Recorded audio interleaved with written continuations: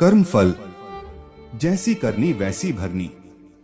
बेटा बनकर या बेटी बनकर, दामाद बनकर और बहू बनकर कौन आता है जिसका तुम्हारे साथ कर्मों का लेना देना होता है। लेना देना नहीं होगा तो नहीं आएगा। एक फौजी था, उसकी मां नहीं, बाप नहीं, शादी नहीं, बच्चे नहीं, भाई नहीं, बहन नहीं, अकेला ही कमा कमा के फौज में जमा करता जा रहा था।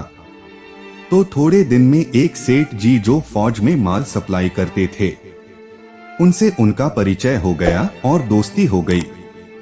सेठ जी ने कहा, जो तुम्हारे पास पैसा है वो उतने के उतने ही पड़ा है, तुम मुझे दे दो, मैं कारोबार में लगा दूं तो पैसे से पैसा बढ़ जाएगा, इसलिए तुम मुझे दे दो। फौजी ने सेठ जी को पैसा दे दिया। सेठ जी ने कारोबार में लगा दिया। कारोबार उनका चमक गया, खूब कमाई होने लगी, कारोबार बढ़ गया। थोड़े ही दिन में लड़ाई लग गई। लड़ाई में फौजी घोड़ी पर चढ़कर लड़ने गया। घोड़ी इतनी बदतमीज थी कि जितनी जोर जोर से लगाम खींचते थे उतनी ही तेज भागती थी। खींचते खींचते उसके गलफर तक कट गए, लेकिन वो दौड़कर दुश्मन के गोल में जाकर खड़ी हो गई। दुश्मनों ने वार किया, फौजी भी मर गया, घोड़ी भी मर गई। अब सेठ जी को मालूम हुआ कि फौजी मर गया तो सेठ जी बहुत खुश हुए कि उसका कोई वारिस तो है नहीं, अब ये पैसा देना किसको। अब मेरे पास पैसा भी हो गया और कारोबार भी चमक गया, लेने वाला भी नहीं रहा। तो सेठ जी बहुत खुश हुए। तब तक कुछ ही दिन के बाद सेठ जी के घर में लड़का पैदा हो गया। अब सेठ जी और खुश हुए कि भगवान की बड़ी दया है।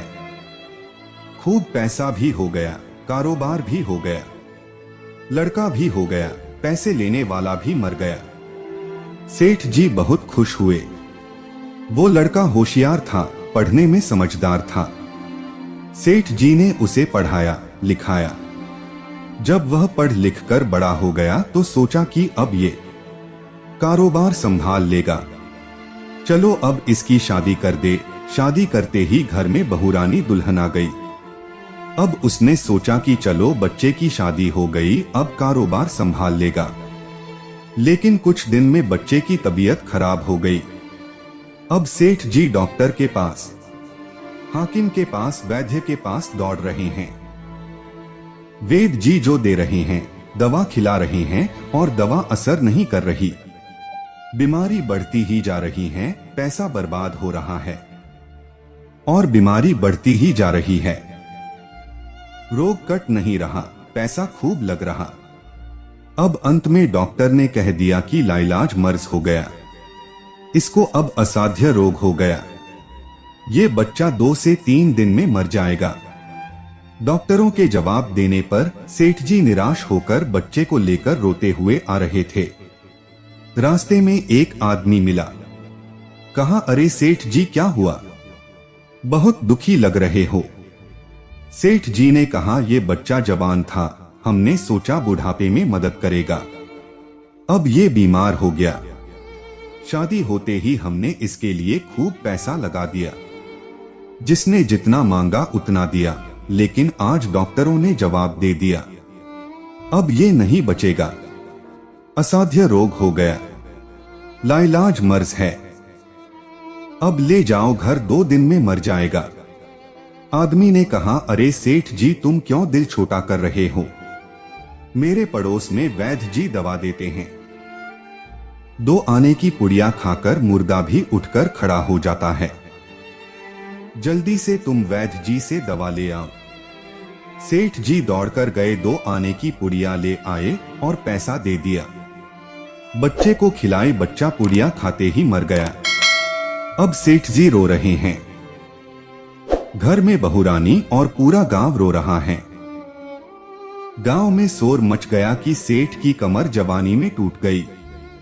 सब लोग रो रहे हैं। तब तक एक महात्मा जी आ गए। उन्होंने कहा, भाई क्यों रोना धोना हो रहा है। लोग बोले, इस सेठ का एक ही जवान लड़का था, वो भी मर गया, इसलिए सब लोग रो रहे हैं, सब दुखी हो रहे हैं। महात्मा बोले, सेठ जी रोना क्यों? सेठ बोला, महात्मा जिसका जवान बेटा मर जाए वो रोएगा नहीं तो क्या करेगा? महात्मा बोला, तो आपको क्यों रोना सेठ? सेठ बोला, मेरा बेटा मरा है तो और किसको रोना आएगा महात्मा? महात्मा बोले, और उस दिन तो आप बड़े खुश थे सेठ जी। सेठ बोला, किस दिन? महात्मा, फौजी ने जिस दिन पैसा दिया था। सेठ, हाँ, कारोबार के लिए पैसा मिला था तो खुशी तो थी। महात्मा, और उस दिन तो आपकी खुशी का ठिकाना ही नहीं था। सेठ, किस दिन महात्मा? अरे जिस दिन फौजी मर गया सोचा कि अब तो पैसा भी नहीं देना पड़ेगा, माल बहुत हो गया, कारोबार खूब चमक गया, अब देना भी नहीं पड़ेगा। बहुत खुश थे। सेठ कहा, महाराज खुश तो था महात्मा, और उस दिन तो आपकी खुशी का ठिकाना ही ना था, पता नहीं कितने मिठाइयां बट गई। सेठ, किस दिन महात्मा? अरे जिस दिन लड़का पैदा हुआ था। सेठ, महाराज लड़का पैदा होता है तो सब खुश होते हैं, मैं भी हो गया तो क्या बात? महात्मा, उस दिन तो खुशी से आपके पैर जमीन पर नहीं पड़ते थे। सेठ, किस दिन महात्मा? अरे जिस दिन बेटा ब्याह करने जा रहे थे। सेठ, महाराज बेटा ब्याहने जाता है तो हर आदमी खुश होता है तो मैं भी खुश हो गया।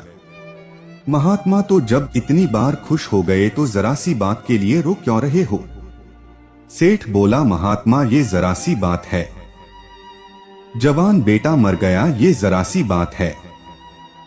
महात्मा बोले, अरे सेठ जी, वही फौजी पैसा लेने के लिए बेटा बनकर आ गया, पढ़ने में, लिखने में, खाने में, पहनने में और शौक में, श्रृंगार में जितना लगाना था लगाया, शादी ब्याह में सब लग गया और ब्याज दर ब्याज लगाकर डॉक्टरों को दिलवा दिया।